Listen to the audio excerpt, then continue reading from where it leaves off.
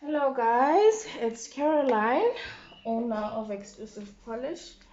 Today guys, I'm gonna show you guys how to do an ombre or a faded French.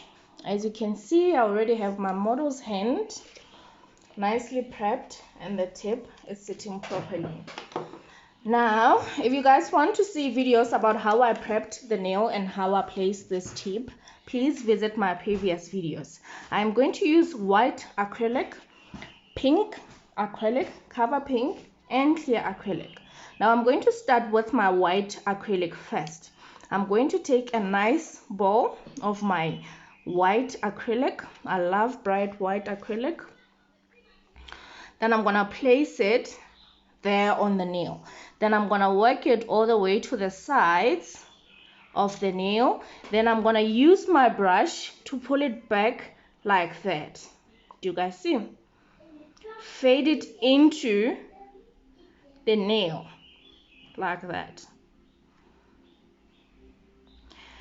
Fade it nicely, and then once you have desired your nice fade, you're going to now work your bead on top towards the free edge using the belly of your brush, guys.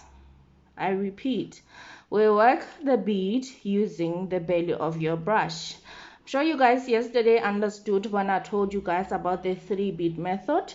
It's the same method that I'll be using now with my ombre, except my first bead is my white bead.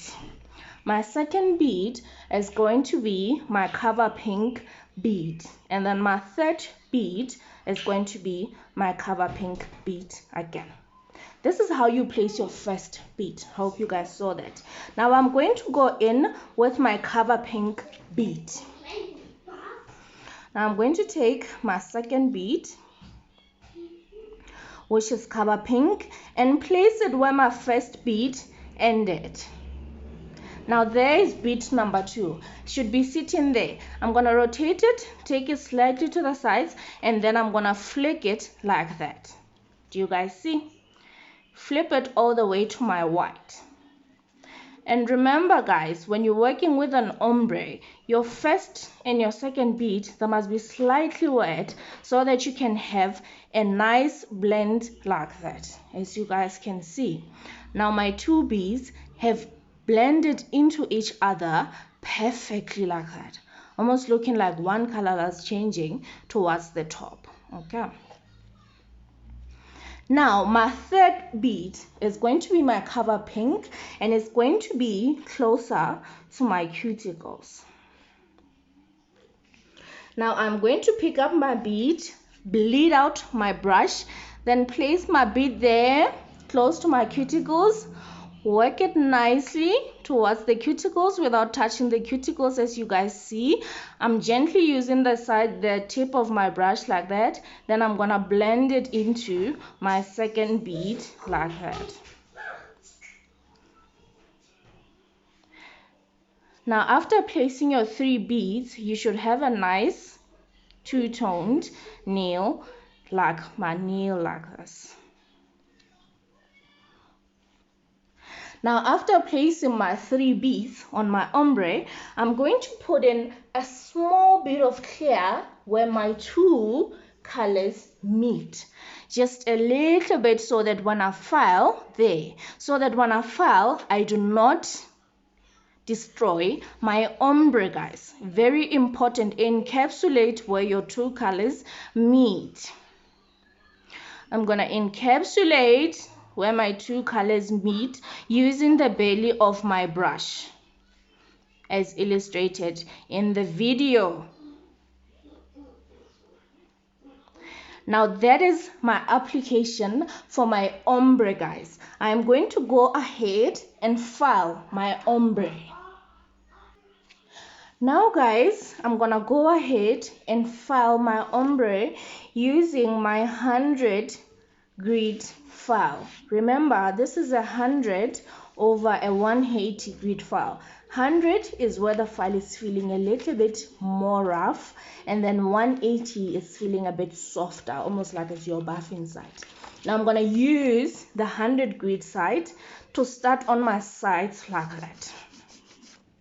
Remember guys, you must go in an angle like that, because if you don't angle your file, you are going to hurt your client. You don't want to cut a client with a file.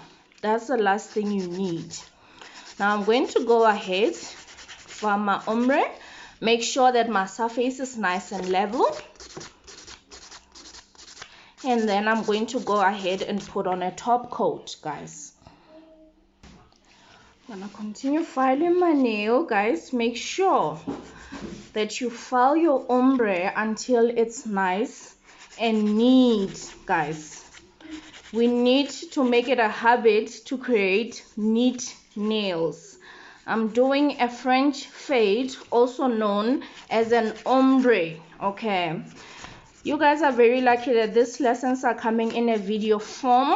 Then you guys will be able to rewind if you missed the step, or come back and watch it again.